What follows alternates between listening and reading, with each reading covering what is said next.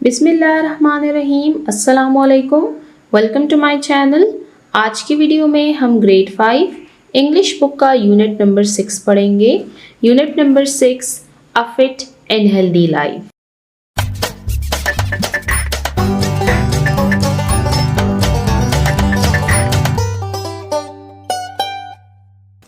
अ fit यानी चाको चौबंद, एंड और हेल्दी यानी सेहतमंद लाइफ जिंदगी।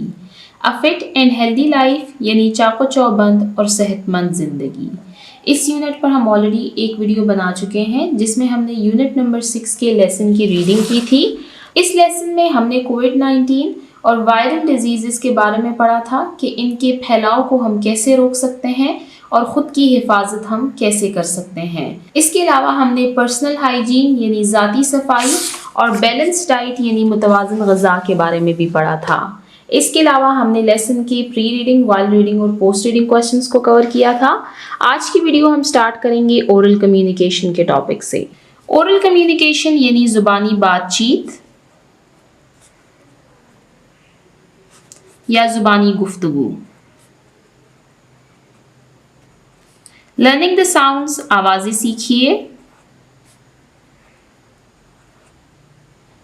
लर्निंग द साउंड्स के पोर्शन में हमारे पास फर्स्ट टॉपिक है कॉन्सोनेंट क्लस्टर्स। अब कॉन्सोनेंट क्लस्टर्स आप देख सकते हैं, ये है हमारे पास 2 वर्ड्स। फर्स्ट वर्ड है कॉन्सोनेंट और सेकंड वर्ड है क्लस्टर। क्लस्टर का मतलब है झुरमट यानी ग्रुप।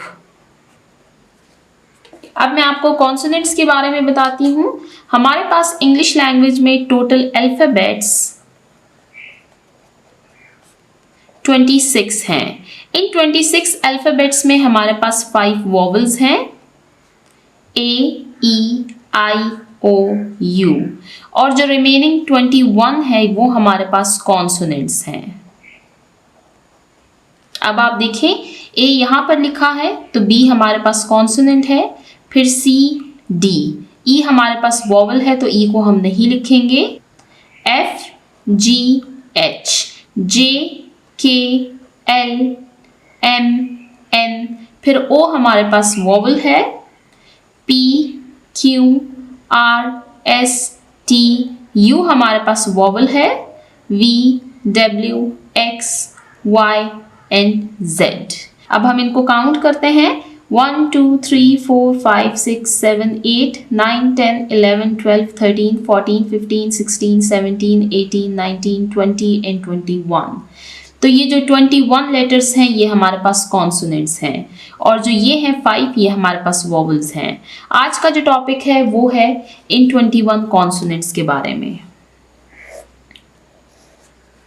नेक्स्ट पेज पर चलते हैं, पेज नंबर 78। वहां पर हम कॉन्सोनेंट क्लस्टर की डेफिनेशन को रीड करते हैं और फिर वापस आकर दिए हुए क्वेश्चन को रीड करते हैं। यहाँ पर आप देख सकते हैं रीड मी के पोर्शन में हमें कॉन्सोनेंट क्लस्टर की डेफिनेशन दी गई है। रीड मी यानी मुझे पढ़िए। अ कॉन्सोनेंट क्लस्टर कि एक consonant cluster is a group, ये ग्रो है ऑफ 2 और मोर कॉन्सोनेंट्स, 2 या 2 से ज्यादा कॉन्सोनेंट्स इन अ वर्ड, किसी एक लफ्ज में। कि कॉन्सोनेंट क्लस्टर्स जो हैं ये 2 और मोर कॉन्सोनेंट का एक ग्रुप है in a single word. Each consonant keeps its own sound in the word, और जो हर कॉन्सोनेंट है वो इंडिविजुअली अपनी साउंड प्रोड्यूस करता है। A consonant cluster can be in the initial or final position of a word. कि ये जो कॉन्सोनेंट क्लस्टर है ये किसी भी लफ्ज के इनिशियल यानी शुरू, फाइनल यानी आखिर, कि ये शुरू में भी हो सकते हैं और आखिर में भी हो सकते हैं। अब हम वापस पेज नंबर 56 की तरफ चलते हैं। तो टॉपिक है हमारे पास कॉन्सोनेंट क्लस्टर का। कॉन्सोनेंट हमने देखे हैं और क्लस्टर कहते हैं ग्रुप को, झुरमट को। तो जब भी किसी लफ्ज में कॉन्सोनेंट्स इकट्ठे हो जाते हैं तो उनको कॉन्सोनेंट क्लस्टर्स कहा जाता है। Read the given consonant clusters with their words, के दिए हुए कॉन्सोनेंट क्लस्टर्स को पढ़िए। Consonant cluster in initial position.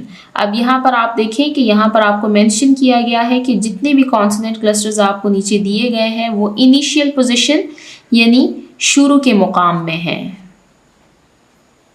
आप देख सकते हैं पिंक कलर में जो लेटर्स आपको दिए गए हैं ये कॉन्सोनेंट क्लस्टर्स हैं और ये सारे स्टार्ट में हैं, यानी इनिशियल पोजीशन में हैं। हमारे पास 2 मेन कॉलम्स दिए गए हैं, 2 कॉन्सोनेंट क्लस्टर्स, 3 कॉन्सोनेंट क्लस्टर्स। ये ऐसे वर्ड हैं जिनमें 2 कॉन्सोनेंट क्लस्टर्स हैं और इनमें 3 कॉन्सोनेंट क्लस्टर्स हैं। फर्स्ट है बी आर, बी भी हमारे पास कॉन्सोनेंट है और आर भी, आप देख सकते हैं ये है बी और ये है आर। Brush, bread, brain. अब यहाँ पर आपने देखा कि जितने भी वर्ड्स हमने रीड किए हैं इनमें बी और आर यानी जो दोनों कॉन्सोनेंट हैं उनकी साउंड्स इंडिविजुअली प्रोनाउंस हो रही हैं, यानी बी की अपनी साउंड आ रही है और आर की अपनी साउंड आ रही है। नेक्स्ट है एफ एल, एफ आप देख सकते हैं ये है कॉन्सोनेंट और एल भी हमारे पास कॉन्सोनेंट है। रीड करते हैं फ्लोर, फ्लावर, फ्लाई। अब इसमें एफ और एल दोनों की साउंड्स प्रोड्यूस हो रही हैं। ये थे 2 consonant clusters in initial position.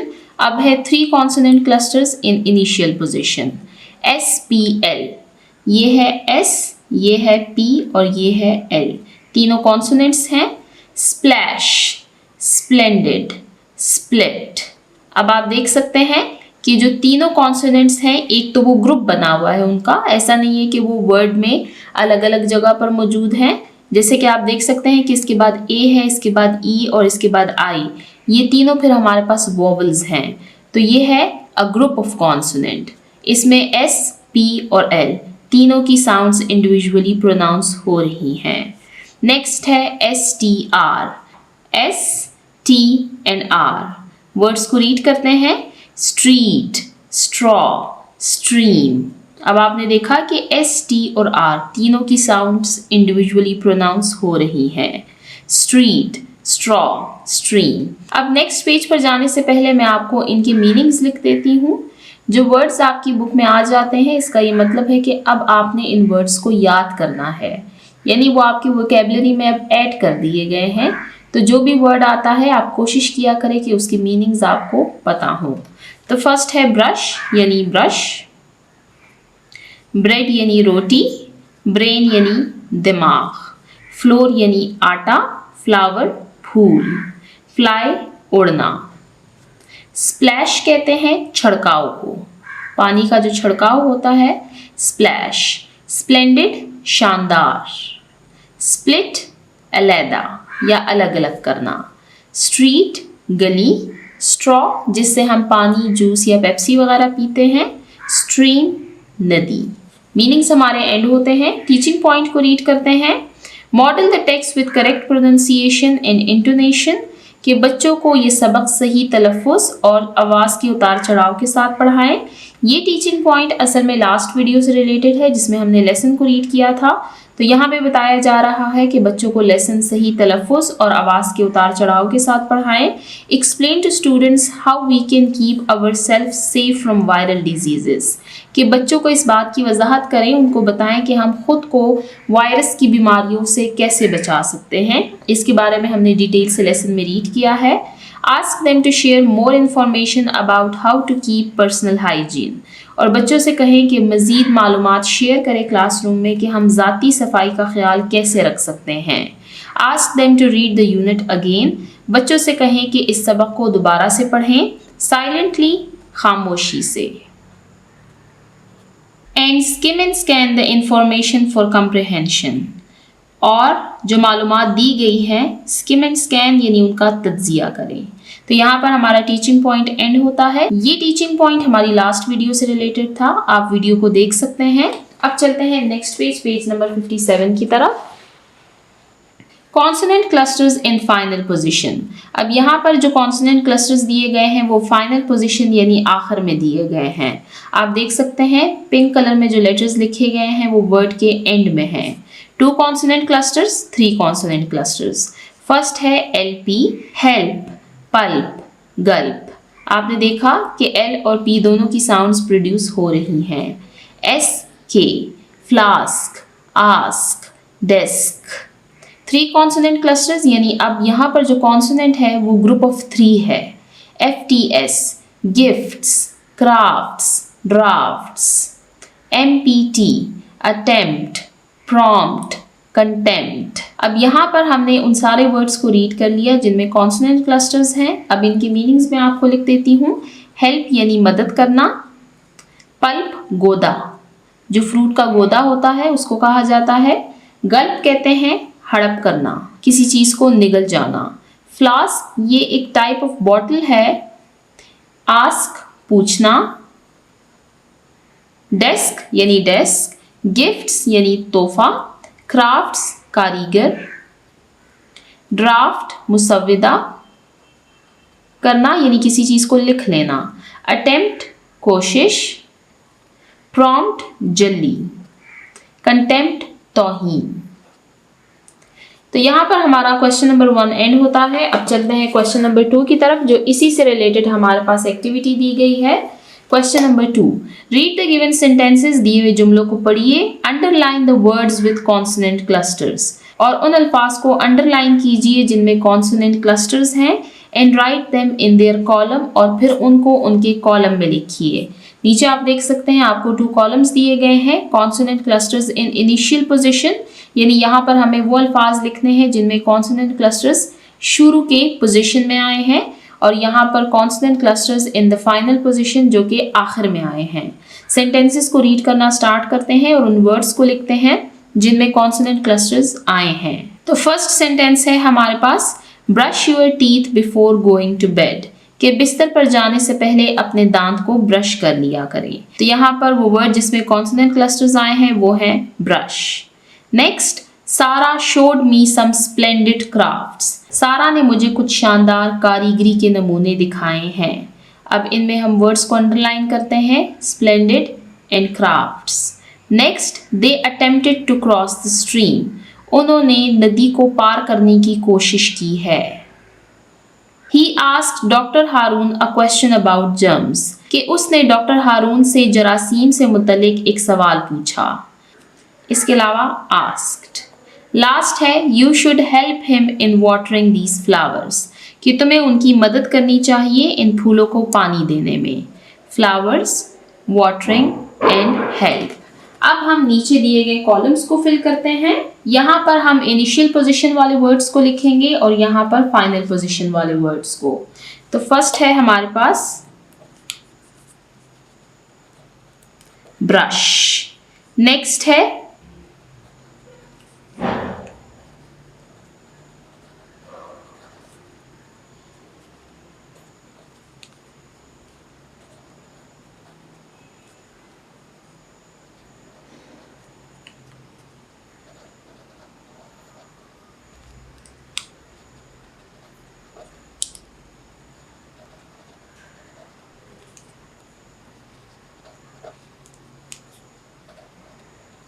तो consonant clusters in final position में हमने लिखे हैं brush, splendid, crafts, flower, stream, cross. अब हम लिखेंगे consonant clusters in final position.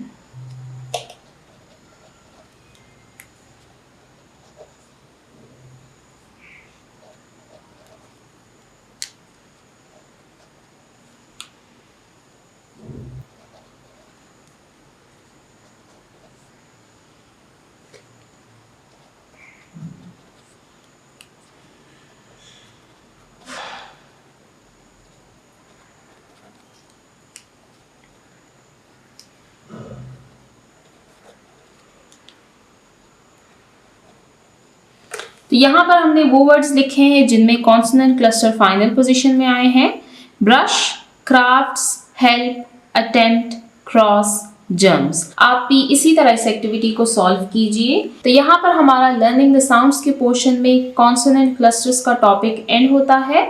अब हम चलते हैं नेक्स्ट पोर्शन की तरफ, जो कि है learning to speak. Learning to speak यानी बोलना सीखिए।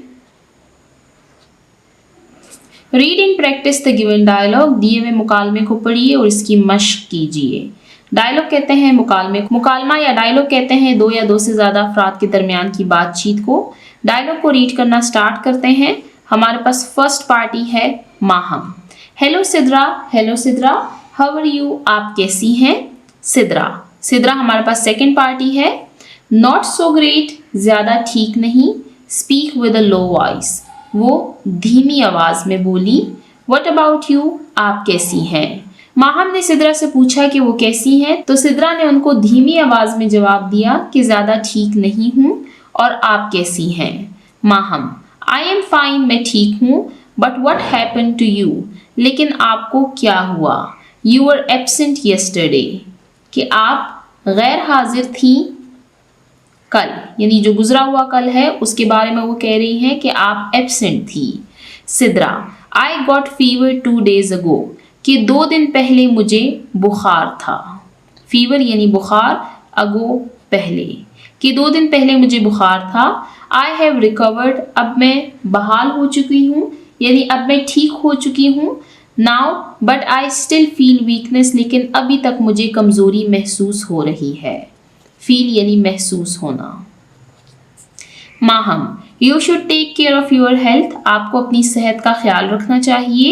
ईट अ हेल्दी डाइट, आपको सेहतमंद खुराक खानी चाहिए। And drink plenty of water, और प्लेंटी यानी बकसरत पानी पीना चाहिए। Did you see a doctor, कि क्या आप डॉक्टर के पास गई थी? सिद्रा, यस माहम, जी हाँ, यानी मैं डॉक्टर के पास गई थी। He gave me some medicines, उन्होंने मुझे कुछ दवाइयाँ दी थी। आई विल बी बेटर सून, और मैं जल्द ही बेहतर हो जाऊंगी। सून यानी जल्दी।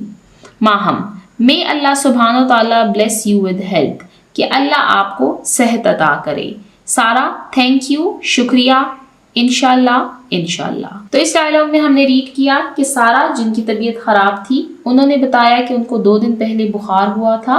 अब वो बेहतर महसूस कर रही हैं, लेकिन उनको कमजोरी महसूस हो रही है। तो माहम ने उनसे कहा कि उन्हें अपनी सेहत का ख्याल रखना चाहिए, उन्हें अच्छी और सेहतमंद ग़िज़ा खानी चाहिए, और ज़्यादा से ज़्यादा पानी पीना चाहिए। इसके अलावा माहम ने उनसे पूछा कि क्या वो डॉक्टर के पास गई हैं, तो सिद्रा ने उनसे कहा कि जी हाँ, डॉक्टर ने उन्हें कुछ दवाइयाँ दी हैं, और वो दवाइयाँ इस्तेमाल करने के बाद जल्द ही बेहतर हो जाएंगी। तो यहाँ पर हमारा डायलॉग एंड होता है। अब टीचिंग पॉइंट को रीड करते हैं। Write any consonant cluster on the board, कि बोर्ड पर कोई कॉन्सोनेंट क्लस्टर लिखिए। फॉर एग्जाम्पल RST, जैसे कि RST, and ask students to say the sounds of individual letters, और फिर बच्चों से कहें कि वो उस कॉन्सोनेंट क्लस्टर को पढ़े ताकि जो इंडिविजुअल साउंड्स हैं वो प्रोड्यूस हों। Then ask them to blend these letters together and read the whole word, और फिर उनसे कहें कि इस कॉन्सोनेंट क्लस्टर से कोई वर्ड बनाएं और फिर उसको प्रोनाउंस करें। Ask them to share more examples of consonant clusters, और उनसे कहें कि कॉन्सोनेंट क्लस्टर्स की मजीद एग्जाम्पल्स शेयर करें। यहाँ पर मैं आपको RST से कुछ वर्ड्स लिख देती हूँ, जैसे फर्स्ट,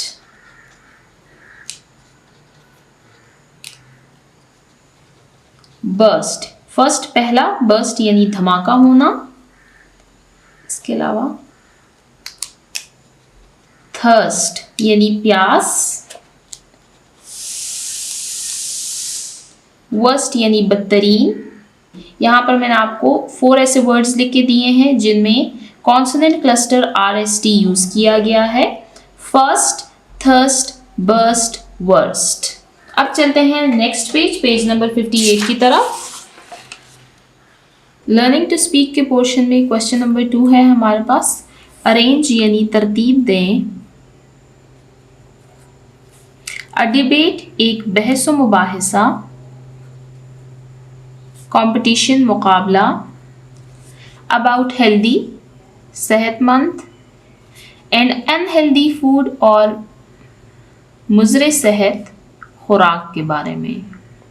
यहाँ पर आपको एक एक्टिविटी दी गई है कि आपने एक डिबेट कंपटीशन यानी बहस व मुबाहिसा का मुकाबला, इसको तरतीब देना है, जिसका टॉपिक होगा सेहतमंद और मुज़रे सेहत खुराक, यानी हेल्दी एंड अनहेल्दी फूड।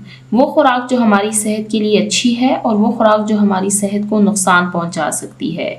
यह आपने क्लासरूम में परफॉर्म करना है। बच्चों को आप 1-1 मिनट का टाइम दें और उनसे कहें कि हेल्दी एंड अनहेल्दी फूड पर बात करें। उनसे पूछें कि वो घर में क्या खाते हैं और उनके लिए बेहतरीन खुराक क्या है।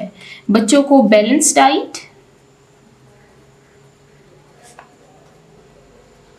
यानी मुतवाज़न ग़िज़ा के बारे में बताएं। अब बैलेंस डाइट या मुतवाज़न ग़िज़ा क्या है? ऐसी ग़िज़ा जिसमें तमाम चीज़ें शामिल हों, जैसे उसमें फ्रूट्स भी शामिल हों, वेजिटेबल, डेयरी प्रोडक्ट्स यानी दूध से बनी हुई अशिया, पल्सेस यानी दालें, ड्राई फ्रूट्स यानी खुश्क मेवाजात, मीट यानी गोश्त। अब मीट में हमारे पास काफ़ी सारी चीज़ें आ जाती हैं जैसे फ़िश, चिकन, मटन वगैरह। इसके अलावा सबसे अहम बात कि बहुत सारा साफ़ पानी हमें पीना चाहिए। तो ये है बैलेंस डाइट। फिर बच्चों को ये बताएं कि अनहेल्दी फूड क्या है, कि मुज़र सेहत खुराक वो खुराक जो कि हमारी सेहत को नुकसान पहुंचाती है। सबसे पहले बच्चों को ये बात समझाएं कि हर चीज़ चाहे वो अच्छी हो या बुरी हो, लेकिन जब वो हद से बढ़ जाती है तो वो हमें नुकसान पहुंचाती है। जैसे अगर हम डेयरी प्रोडक्ट्स यानी दूध की बनी हुई अशिया बहुत ज़्यादा इस्तेमाल करेंगे, इसी तरह अगर हम मीट बहुत ज़्यादा इस्तेमाल करेंगे तो हर चीज़ जो कि हद से बढ़ जाती है वो हमें नुकसान पहुंचाती है। तो ये आपकी क्लासरूम एक्टिविटी है। आपने डिबेट कंपटीशन अरेंज करना है क्लासरूम में और बच्चों से कहें कि अनहेल्दी एंड हेल्दी फूड पर बात करें। इससे बच्चों को आइडिया होगा कि उनको क्या खाना चाहिए और वो जो चीज़ खा रहे हैं, जो खुराक वो ले रहे हैं, आया वो उनकी सेहत के लिए बेहतर है या नहीं। तो यहाँ पर हमारा लर्निंग टू स्पीक का टॉपिक एंड होता है। इसके साथ ही हमारा ओरल कम्युनिकेशन का पोर्शन भी एंड होता है। अब हम नेक्स्ट पोर्शन स्टार्ट करते हैं जो कि है reading and critical thinking, reading comprehension. Answer these questions, दिए हुए सवालात के जवाब दीजिए।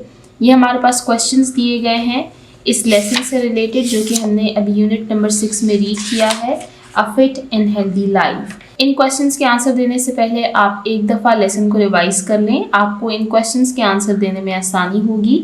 सबसे पहले क्वेश्चंस को रीड करते हैं, फिर इनके आंसर्स को रीड करेंगे।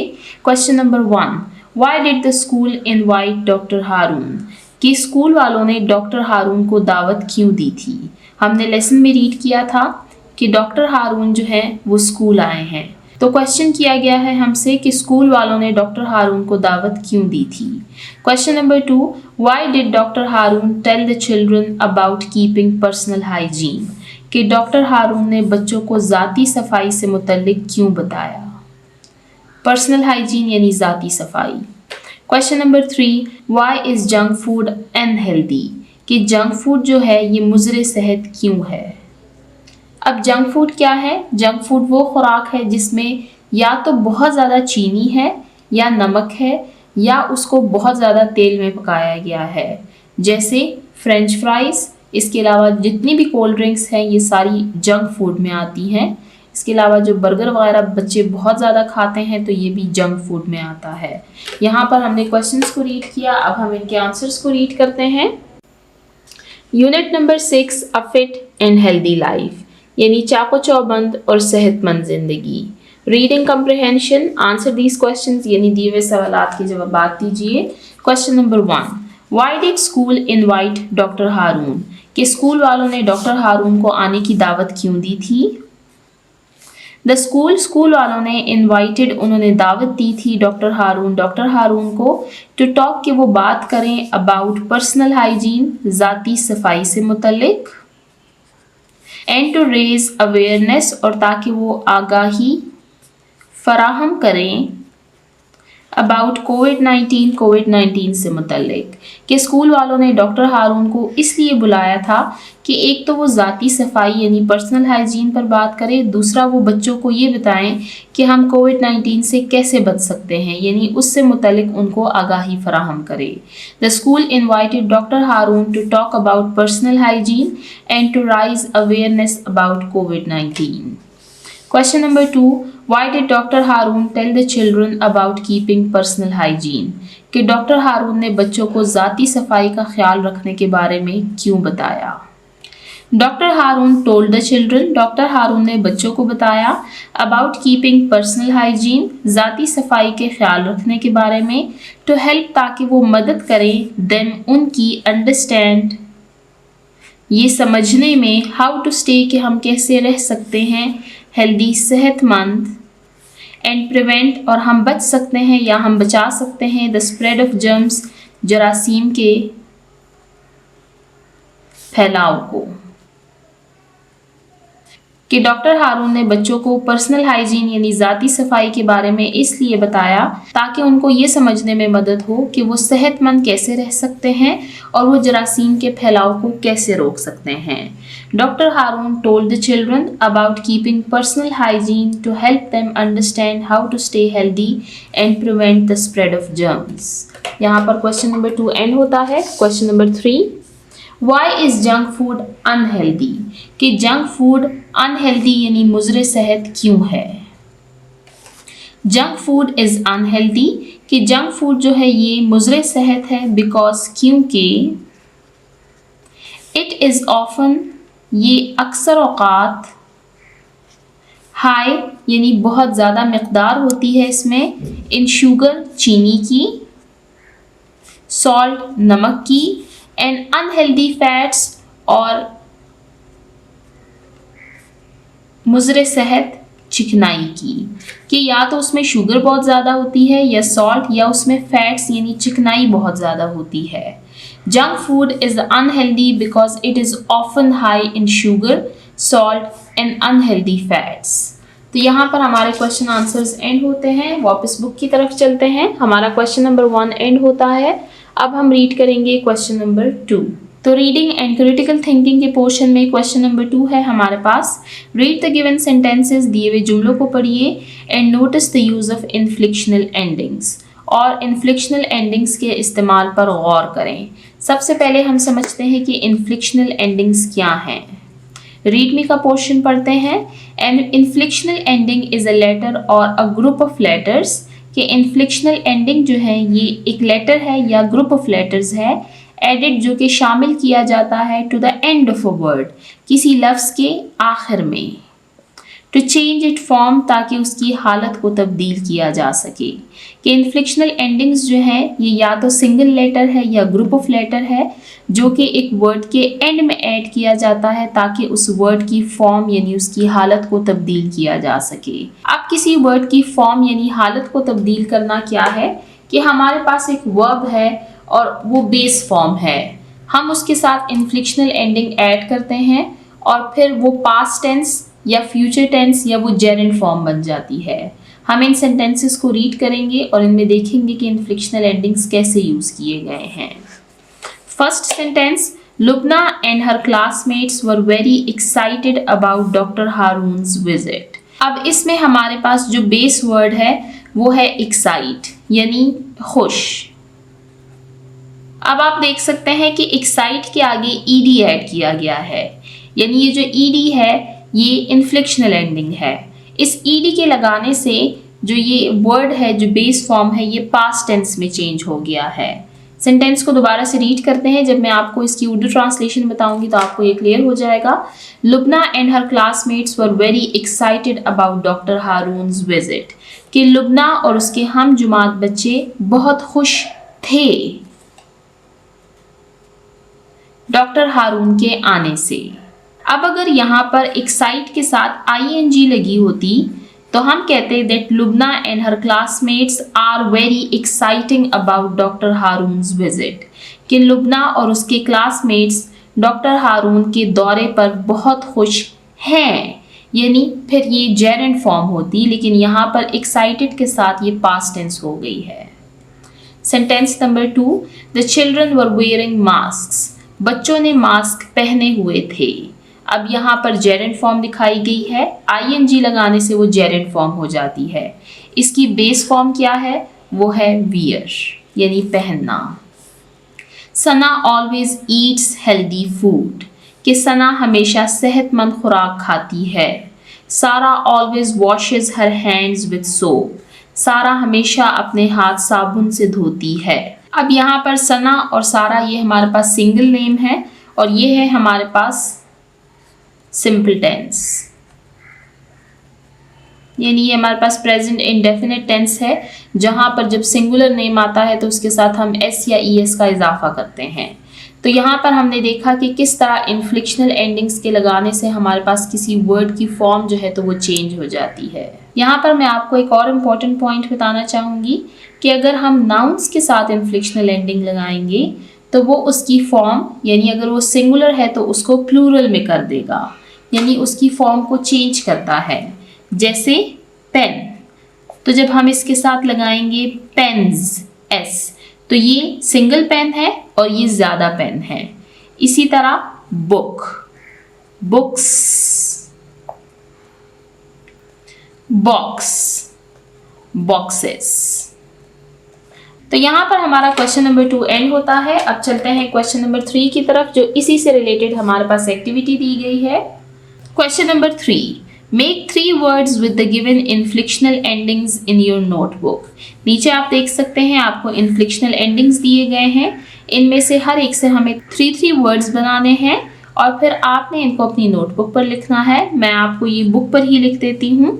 ये है हमारे पास एस, तो इसमें हम लिखेंगे प्लेज, यानी जो प्ले है ये हमारे पास बेस वर्ड है और यहाँ पर मैंने इसके साथ एस ऐड किया है, प्लेज। इसके अलावा वॉक्स यानी चलना, जंप्स यानी छलांग लगाना। तो ये हमारे पास 3 वर्ड्स हैं, प्लेज, वॉक्स, जंप्स। इसके अलावा ईएस है अब हमारे पास, गोज यानी जाना। इसके अलावा है ब्रशेस, वॉचेस। आईएनजी है हमारे पास, वॉकिंग, जंपिंग, ईटिंग। इसके अलावा इसमें watching, going, brushing, jumping, playing वगैरह ये सारे आ सकते हैं। ईडी में हम लिखेंगे वॉच्ड, प्लेड, जम्प्ड, एटसेट्रा। तो यहाँ पर हमारा क्वेश्चन नंबर 3 एंड होता है और इनफ्लिक्शनल एंडिंग्स का टॉपिक हमारा एंड होता है। अब चलते हैं क्वेश्चन नंबर 4 की तरफ। रीडिंग एंड क्रिटिकल थिंकिंग के पोर्शन में क्वेश्चन नंबर 4 है हमारे पास, read the given compound words. कि दिए हुए कंपाउंड वर्ड्स को पढ़िए। सबसे पहले समझते हैं कि कंपाउंड वर्ड्स क्या होते हैं। A compound word is a combination of 2 और मोर वर्ड्स। कि कंपाउंड वर्ड जो है तो ये कॉम्बिनेशन है 2 और more words that produce a word, जो कि एक दूसरा लफ्ज बनाते हैं with in a new meaning, जिसका कोई नया मतलब होता है। यहाँ पर मैं आपको एक वर्ड ऐड करवाना चाहूंगी इसमें। A compound word is a combination of 2 और more meaningful words that produce a word with in a new meaning. कि हमारे पास 2 वर्ड्स ऑलरेडी मौजूद हैं जो कि मीनिंगफुल वर्ड्स हैं। जब हम उन दोनों वर्ड्स को मिलाएंगे तो इससे एक थर्ड वर्ड बनेगा जो कि इटसेल्फ एक मीनिंगफुल वर्ड होगा। यहाँ टॉपिक को रीड करते हैं ताकि आपको ये कॉन्सेप्ट क्लियर हो सके। ये है हमारे पास वर्ड नंबर 1, ये है वर्ड नंबर 2।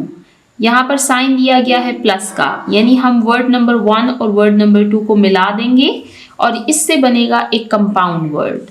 लेकिन यहाँ पर आपने ये ध्यान रखना है कि ये जो दोनों वर्ड्स हैं ये ऑलरेडी मीनिंगफुल वर्ड्स हैं, यानी ये मानी खेज अल्फाज हैं। फर्स्ट है सन यानी सूरज, लाइट यानी रोशनी। अब इन दोनों अल्फाज को हम अलग अलग इस्तेमाल करते हैं, लेकिन जब हम इन दोनों को मिला देते हैं तो उससे बनता है सनलाइट यानी सूरज की रोशनी।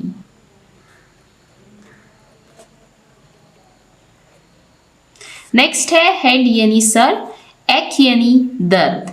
इससे कंपाउंड वर्ड बनता है हेडेक यानी सर का दर्द।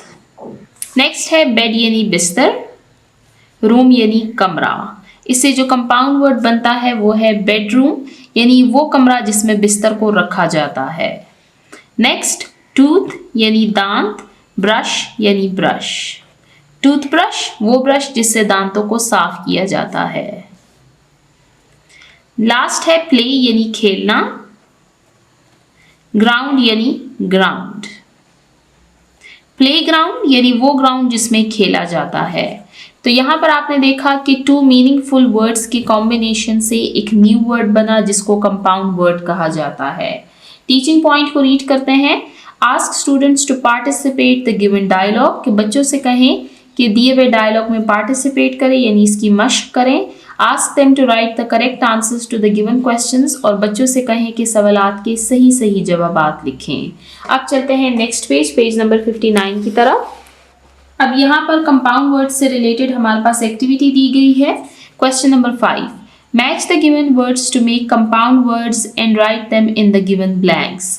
कॉलम ए कॉलम बी को हमने मैच करना है और फिर कंपाउंड वर्ड हमने यहाँ पर लिखने हैं। कॉलम ए को रीड करते हैं और फिर कॉलम बी को रीड करेंगे। कॉलम ए बटर यानी मक्खन, स्ट्रॉ यानी स्ट्रॉ जिससे हम पेप्सी या जूस वगैरह पीते हैं, एक्स्ट्रा ज्यादा, रेन बारिश। अब कॉलम बी को पढ़ते हैं और साथ ही इनको मिलाते जाएंगे। बेरी ये एक फ्रूट है, इसको हम मिलाएंगे स्ट्रॉ से, स्ट्रॉबेरी। ये एक फ्रूट है, आपकी बुक में आई थिंक स्ट्रॉबेरी की पिक्चर दी गई है, मैं आपको वो दिखा देती हूँ। ये है जी स्ट्रॉबेरी, ये आपके यूनिट नंबर 2 बी ग्रेटफुल में दी गई है। ये है स्ट्रॉबेरी जो कि एक फ्रूट है। नेक्स्ट है फ्लाई यानी मक्खी या फिर उड़ना, बटरफ्लाई।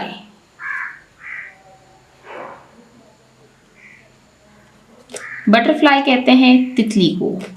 नेक्स्ट है बो, बो कहते हैं झुकने को, इसको हमने मैच किया है रेन से, रेनबो।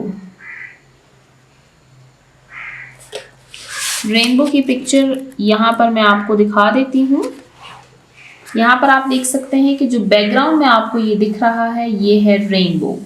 यहाँ पे मैंने मेंशन भी किया है रेनबो, इसमें 7 कलर्स होते हैं। नेक्स्ट है ऑर्डिनरी यानी मामूली, extra ordinary,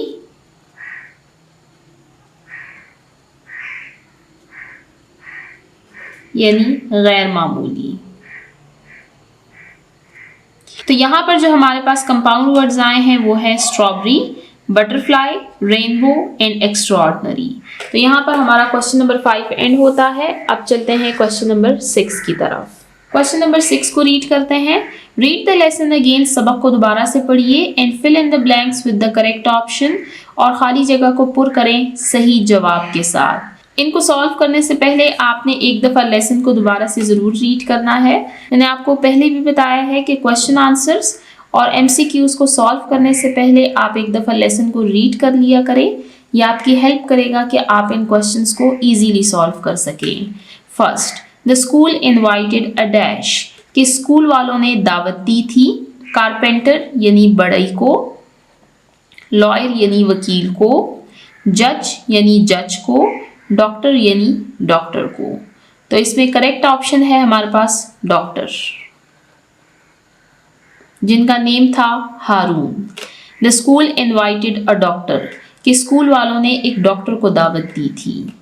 the students were wearing dash during the doctor's visit, कि बच्चों ने डॉक्टर के दौरे के दौरान क्या पहने हुए थे।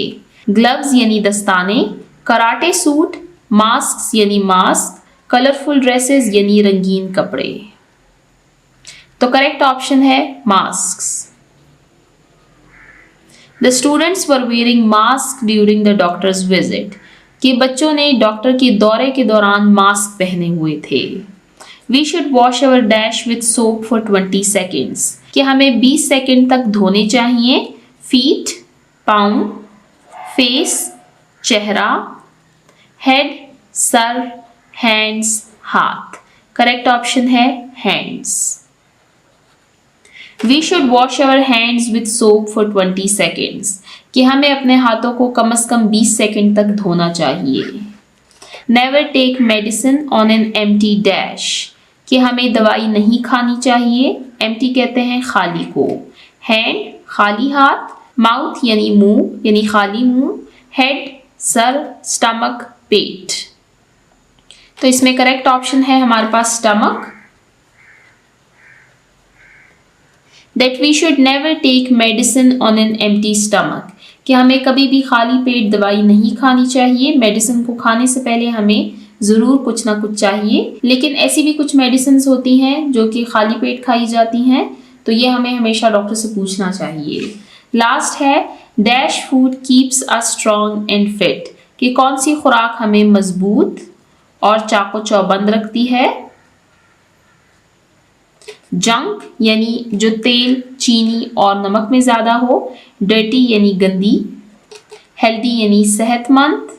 अनक्लीन यानी गंदी, जो कि साफ ना हो। तो करेक्ट ऑप्शन है हमारे पास healthy. Healthy food keeps us strong and fit, कि सेहतमंद खुराक हमें चाको चौबंद और मजबूत रखती है। यहाँ पर हमारा क्वेश्चन नंबर 6 एंड होता है। इसके साथ ही हमारा रीडिंग कॉम्प्रिहेंशन का पोर्शन एंड होता है। अब रीड करते हैं एनालिटिकल रीडिंग के पोर्शन को। एनालिटिकल रीडिंग, सर्फ यानी कंगालना। द इंटरनेट, के इंटरनेट पर देखिए एंड रीड और पढ़िए अबाउट हाउ स्पोर्ट्स, के किस तरह खेल कीप अस हेल्दी हमें सेहतमंद रखती है, एंड फिट और चाको चौबंद, and note down some details in your notebook, और इसके बारे में कुछ तफसील अपनी नोटबुक पर लिखिए। ये क्वेश्चन मैं आपको शॉर्टली यहीं पर बता देती हूँ। यहाँ पर आपसे पूछा गया है स्पोर्ट्स की इम्पोर्टेंस के बारे में, कि स्पोर्ट्स हमें कैसे फिट और हेल्दी रखती है। तो देखें कि स्पोर्ट्स की कई सारे बेनिफिट्स हैं। जिस तरह मैं आपको सबसे पहले इसकी फिजिकल बेनिफिट्स बताऊंगी।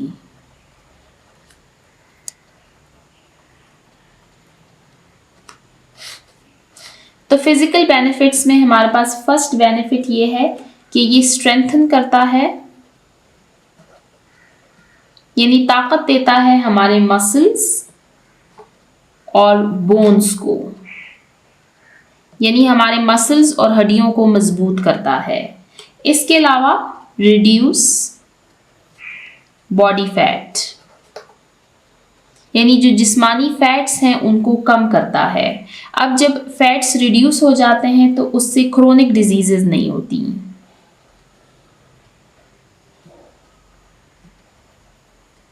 क्रोनिक डिजीजेस क्या हैं? जिस तरह हार्ट डिजीजेस या डायबिटीज वगैरह। तो ये हमारे पास हो गई इसकी फिजिकल बेनिफिट्स। अब इसके अलावा अगर हम इसके सोशल बेनिफिट्स पर बात करें,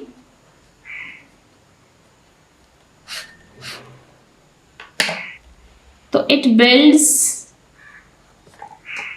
team work, quality, social skills and cooperation. कि जब हम घर से बाहर निकलते हैं स्पोर्ट्स के लिए, तो ये सबसे पहले तो हमें टीम वर्क क्वालिटी डेवलप करती है। यानी जिस तरह अगर हम बात करें फुटबॉल या क्रिकेट की, तो उसमें कोई एक खिलाड़ी अकेले तो नहीं खेलता, बल्कि वो टीम में खेलते हैं। तो जब बच्चे टीम में खेलते हैं या बड़े भी, तो उनमें टीम वर्क क्वालिटी डेवलप होती है। इसके अलावा सोशल स्किल्स उनमें डेवलप होते हैं। वो ये सीखते हैं कि हमें दूसरों से बात कैसे करनी है, और कॉपरेशन यानी एक दूसरे के साथ ताउन करना वो सीखते हैं। इसके अलावा हमारे पास इसके मेंटल बेनिफिट्स हैं।